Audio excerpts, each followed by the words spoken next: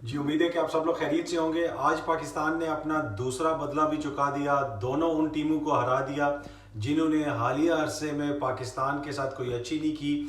एक वो टीम जो पाकिस्तान आई और पाकिस्तान के साथ बगैर खेले चले गई, न्यूजीलैंड वाले। उन्होंने जो किया पाकिस्तान के साथ वो आपको पता है, पर उन्होंने ये क्यों किया?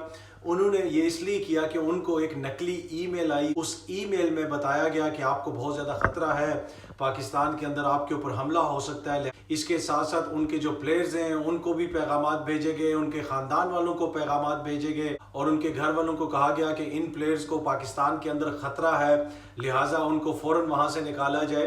तो वो टीम जिसको पाकिस्तान ने मुकम्मल सिक्योरिटी फराम की थी, मेरा नहीं ख्याल कि आज तक तारीख के अंदर किसी भी क्रिकेट टीम को इतनी सिक्योरिटी फराम की गई होगी, लेकिन उसके बावजूद वो मैच छोड़ के चले गए और गए भी इस तरीके से। अगर वो पहले चले जाते तो कोई बात नहीं थी, वो एन मैच वाले दिन गए। ये सब कुछ उन्होंने इसलिए किया कि उनको जो ईमेलें आई थी, जिस मुल्क से आई थी वो भी आपको पता है, जिसका मैंने अभी पहले जिक्र किया।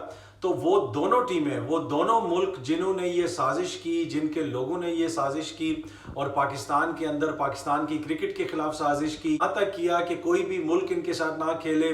खुद तो भारत अपने मुल्क के अंदर जो IPL कराता है उसमें दुनिया भर से प्लेयर्स आते हैं, लेकिन उसके अंदर पाकिस्तानी प्लेयर्स नहीं जा सकते।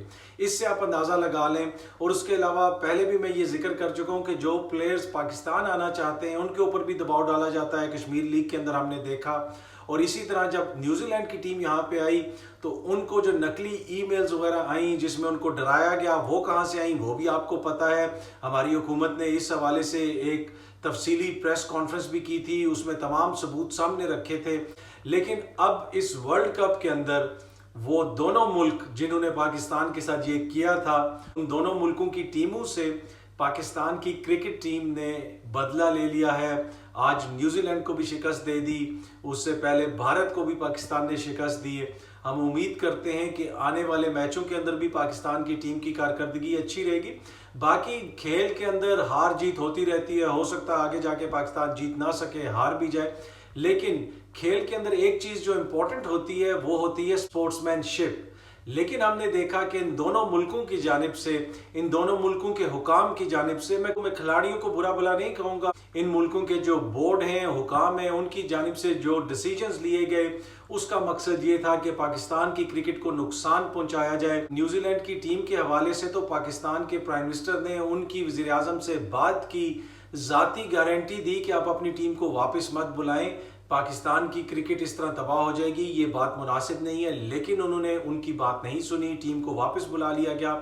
और भारत के हुकाम जो हैं वो हमेशा से इस तरह की बात करते हैं कि पाकिस्तान के साथ क्रिकेट ना खेली जाए। भारत का जो बोर्ड है वो हमेशा से पाकिस्तान की मुखालफत करता है। और मैंने जिस तरह जिक्र किया कि आप इसी चीज़ से अंदाज़ा लगा लें कि IPL के अंदर दुनिया के जो बेहतरीन प्लेयर हैं, पाकिस्तानी प्लेयर्स, उनको नहीं बुलाया जाता।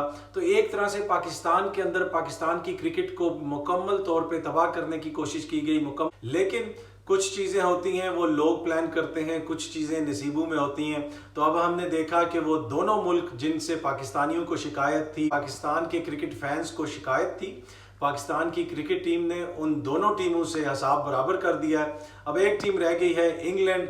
अब देखते हैं कि वो मैच कैसा होता है। एनीवे, उम्मीद है कि ये वीडियो आप लोगों को पसंद आई होगी। बहुत जल्दी आपसे दोबारा मुलाकात होगी। शुक्रिया।